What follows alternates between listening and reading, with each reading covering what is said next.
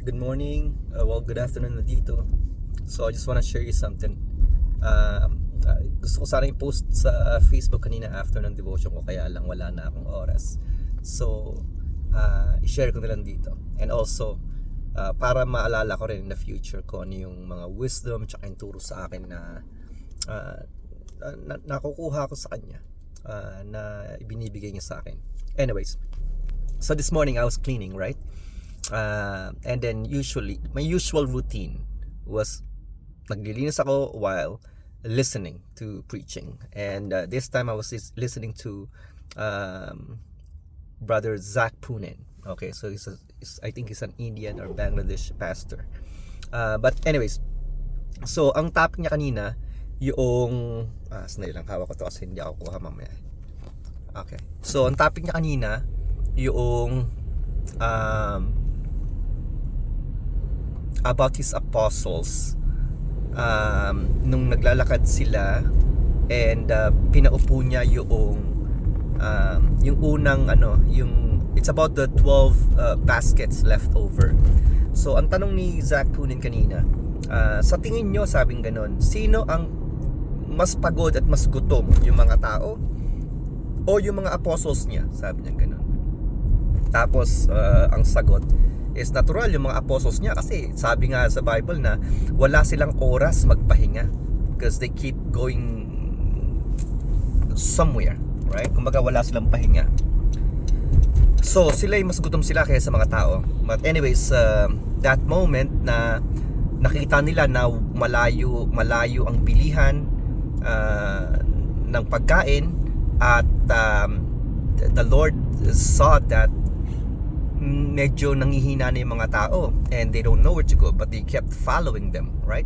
So sinabi ng Panginoon, paupuin mo sila in a group of 50. So imagine tapos meron dong 500 people, 500 men lang yun, hindi pa kasama yung mga bata, yung mga anak, yung mga asawa, yung mga iba pang pamilya, pero men lang yun, 500 men. Tapos pinaupo nila, ang laki ninyo na yung group of 50, malaking group din yon. Anyway, so pinaupo nila and then sinabi, anong pagkain nyo? Parang ganon. As mayroon silang sinabi na 2 fish and 7 loaves, parang ganon. So okay, so sabing ganon, this is not enough. So anyways, ang ginawa ng Panginoon, parang humingi siya ng pasasalamat, nagbigay siya ng pasasalamat sa Panginoong Ama, and then humingi siya ng pagkain, and then na-distribute nila yon doon sa mga tao na pinupo nila ng 50 and 500 men, not including women and children and ganito ganyan, no? So meaning, tapos ang sinabi sa Biblia na they were all satisfied, they all ate and were satisfied, sabi ganun. So okay, and then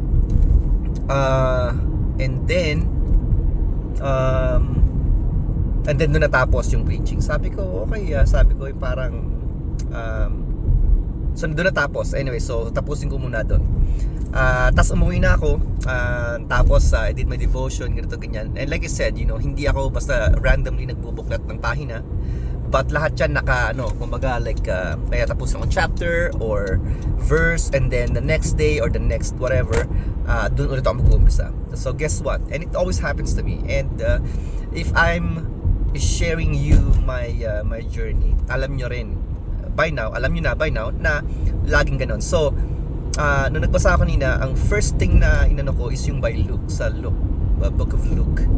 And guess ano ang nabasa ko? Di syempre yung the apostles and the Lord, they gave the bread and the fish, and then there was a leftover of 12 basketful para sa kanila, parang ganun. So first, yun yung naano ko na okay, tumugma na naman dun sa so that was a good one. Like okay, kasi habang nagbabasa ko, sabi ko ganun, karirinig ko lang netong preaching na to kanina, parang ganun, and it was the same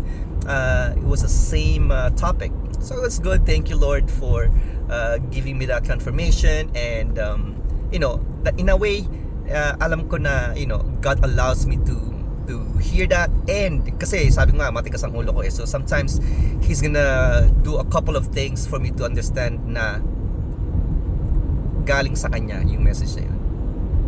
First. And then sabi ko, anong relevance nung ano na yun. So eto, balik tayo kay Zach Punin. And then sinabi niyang ganon sa apostles niya, sabi ni Zach Punin sa teaching niya. And you know what?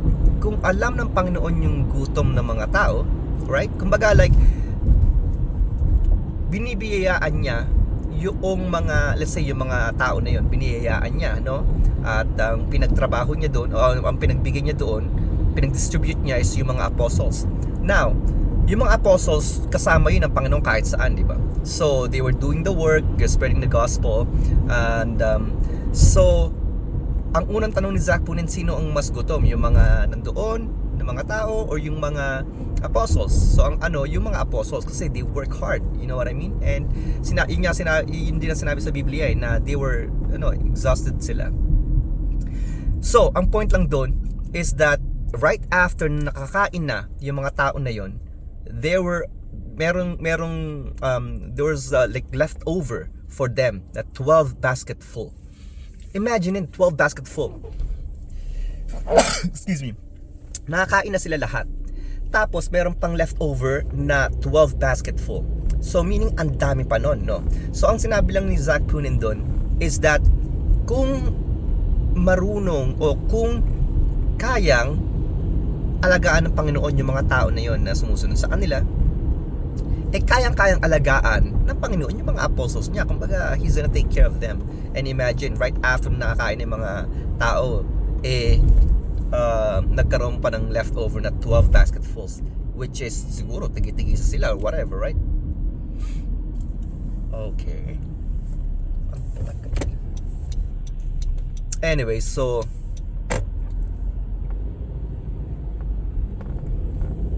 okay, ano lang tayo kasi meron doon truck eh. Anyway, so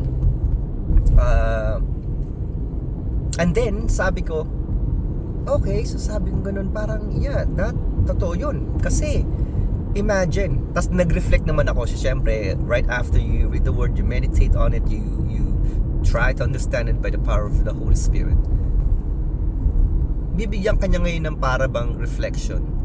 Okay, so I kept following the Lord. It's not easy, but it always happens na He's gonna allow you to, to understand kung ano yung ginagawa niya.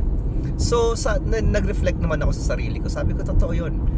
Pagtapos nila magtrabaho, tapos nilang gawin yung will ng Panginoon sa ibang tao, tumulong, reaching out, at the end of the day, He will take care of you. He will take care of your needs, diba? Parang ganun.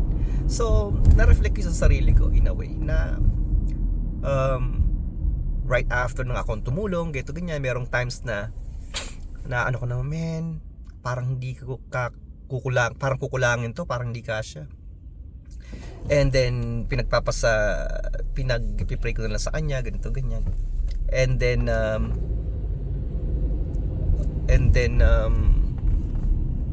biglang ang mangyayari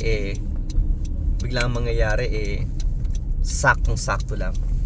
And then magugulat pa ako at meron pang sobra. Meaning right after nung mga panahon na sa tingin ko hindi kakayanin o kukulangin, tas nakaraos, tapos at the end meron pang sobra, doon ako parang, wow Lord, thank you for the blessings, parang ganun. So na-reflect ko yun sa sinasabi ni Zach Punin, at the same time doon sa book of Luke na sinasabi na right after ng magtrabaho sila, ginawa yung will ng Panginoon, at the end of the day meron din silang para sa kanila na overflowing din, meaning not just enough but more than enough for the 12 of them. Imagine 12 basketfuls of bread, right?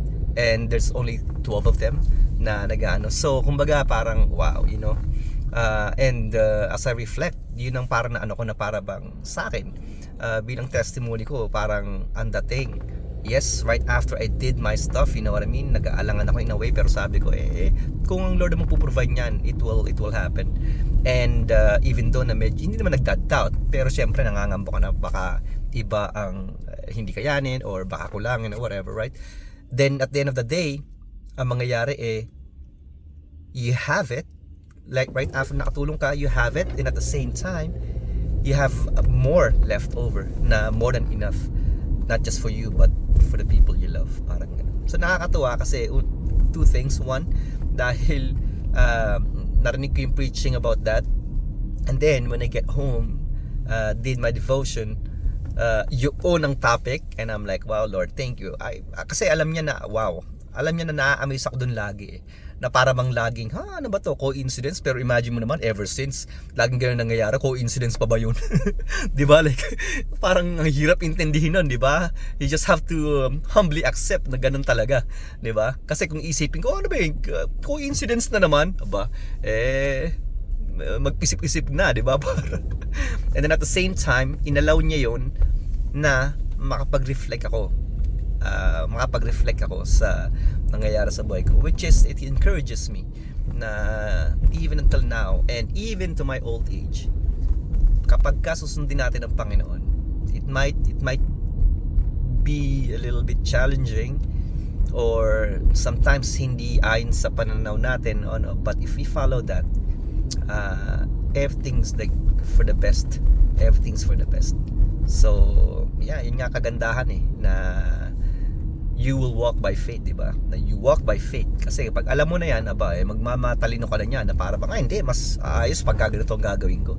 Pero if you walk by faith, lagi kang pumupunta sa Panginoon muna, and then lagi kang nagsisik ng guidance niya. Lagi kang pumupunta muna sa secret place mo, place, your secret prayer, your secret place of prayer, kumbaga, to commune with Him.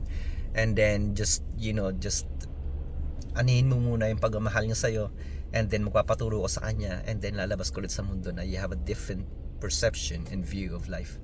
So yun ang pinakamaganda ron. Kaya anyway, so yun lang gusto kong i-share. Nakakatawa kasi parang wow. Imagine mo ang tagal ko na nagsasalita, almost 12 minutes na. Imagine kung iyaano ko yun, kung isusulat ko. But siguro kung isusulat ko yun, I think pili yung mga salita. Pero maganda rin yung pagka napanood ko to, may intindihan ko rin kahit paano yung yung pala yung tinuro sa akin ng Panginoon nung araw na yon, nung taon na yon, di ba? Kasi masasave to sa YouTube channel ko. So it's good, and I just want to share that with you guys. Okay, love you all, bye bye.